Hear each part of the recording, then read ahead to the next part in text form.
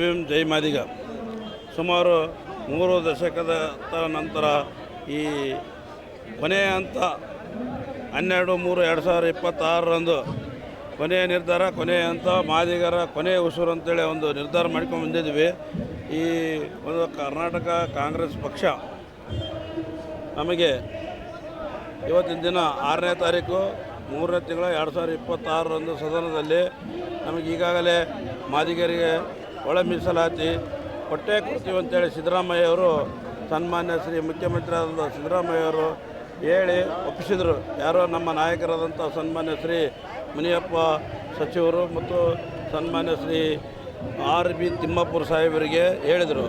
ಅದನ್ನು ನಮ್ಮ ಜನಗಳಿಗೆ ತಿಳಿಸಿ ನಮ್ಮ ಮಹಾಸಭಾದಲ್ಲಿ ಬಂದು ಮುನಿಯಪ್ಪ ಸಾಹೇಬರು ತಿಳಿಸಿ ಹೇಳಿದರು. 6ನೇ ತಾರೀಕು ಕೂಡ ಆಗಲಿಲ್ಲ. ಇದು ನಮಗೆ ಎಂಥ ಶಾಪ ಅಂತಂದರೆ, ಕರ್ನಾಟಕ ರಾಜ್ಯದಲ್ಲಿ ಹುಟ್ಟಿವೆ ಅಥವಾ ಪಾಕಿಸ್ತಾನ ಹುಟ್ಟಿವೆ ಅನ್ನೋದು ನಮಗೊಂದು ಪರಿಕಲ್ಪನೆ ಬರ್ತಾಯಿಲ್ಲ. ಕರ್ನಾಟಕದ ಮುಖ್ಯಮಂತ್ರಿಯಾಗಿ ಸಿದ್ದರಾಮಯ್ಯವರು ಮಾತಂಗಿಯರಿಗೆ ಒಂದು ಚಿತ್ರದುರ್ಗದಲ್ಲಿ ಚುನಾವಣೆಯಲ್ಲಿ ಪ್ರಣಾಳಿಕೆಯಲ್ಲಿ ನಾವು ಒಳ ಮೀಸಲಾತಿ ಕೊಟ್ಟೇ ಕೊಡ್ತೀವಿ. ಮೊದಲನೇ ಪ್ರಣಾಳಿಕೆಗಳು ಏನಂತಂದರೆ, ನಿಮಗೆ ಒಳ ಮೀಸಲಾತಿ ಕೊಟ್ಟು ಮೇಲೇ ಮುಂದೆ ನಾವು ಬೇರೆ ಕಾರ್ಯಾಚರಣೆ ಮಾಡ್ತೀವಿ ಅಂತ ಹೇಳಿದರು. ಇವತ್ತಿನ ಅದು ಸುಳ್ಳು ಆಗಿದೆ. ಆ ಸುಳ್ಳು ಇದು ಮಾಡ್ತಾ ನಮ್ಮ ಮಾದಿಗರಿಗೆ ಸುಳ್ಳು ಆಶ್ವಾಸನೆ ಕೊಡ್ತಾ ಇದ್ದಾರೆ. ಇದು ಸತತವಾಗಿ 30 ವರ್ಷ ಆಯಿತು. ನಮ್ಮ ಸಮಾಜಕ್ಕೆ ಅನ್ಯಾಯ ಆಗ್ತಾಯಿದೆ.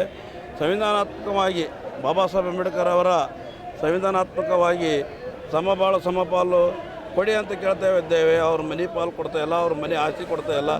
ಈ ಹೋರಾಟ ನಿಲ್ಲುವುದಿಲ್ಲ.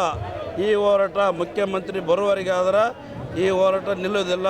ಒಂದು ವೇಳೆ ಬರದೇ ಇದ್ದಲ್ಲಿ ನಾವು ವಿಧಾನಸೌಧ ಮುತ್ತಿಗೆ ಹಾಕೋದು ಎರಡನೇ ಮಾತಿಲ್ಲ ಅಂತೇಳಿ ಈ ಸಂದರ್ಭದಲ್ಲಿ ಮಾಧ್ಯಮ ಮೂಲಕ ಹೇಳೋಕ್ಕೆ ಇಷ್ಟಪಡ್ತೇನೆ. ಆದರೆ ಇವತ್ತಿನ ಮುಖ್ಯಮಂತ್ರಿಗಳಂಥ ಮಾದಿಗರ ಶಾಪ ನಿಮಗೆ ಸಿದ್ದರಾಮಯ್ಯರಿಗೆ ತಡ್ತದೆ ಅಂತೇಳಿ ಈ ಸಂದರ್ಭದಲ್ಲಿ ಹೇಳೋಕ್ಕೆ ಇಷ್ಟಪಡ್ತೀನಿ. ನಮ್ಮ ಹೆಸರು ಭೀಮಾಶಂಕರ್ ಬೆಲ್ಲವ್ ಅಂತ, ಕರ್ನಾಟಕ ಮಾದಿಗ ಸಂಘದ ಕಲ್ಯಾಣ ಕರ್ನಾಟಕ ಅಧ್ಯಕ್ಷರು ಮತ್ತು ಗುತ್ತಿಗೆದಾರರ ಸಂಘದ ಸಂಘಟನೆ ಕಾರ್ಯದರ್ಶಿಗಳು. 1,000 ಜನ ಬಂದಿದ್ವಿ ನಾವು. ಶ್ರೀ ಎಸ್ ಸಂಗಮೇಶ್ವರ ಅಭಿಮಾನಿ ಬಳಗ ವತಿಯಿಂದ 1,000 ಜನ ಬಂದಿದ್ವಿ ನಾವು ಈ ಪ್ರತಿಭಟನೆಗೆ ಬೆಂಬಲ ಸೂಚಕ್ಕೆ.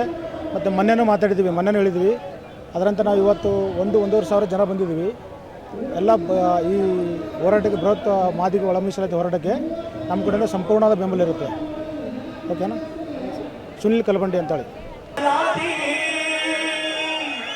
ಜೈ ಮಾದಿಗ, ಜೈ ಜೈ ಮಾದಿಗ.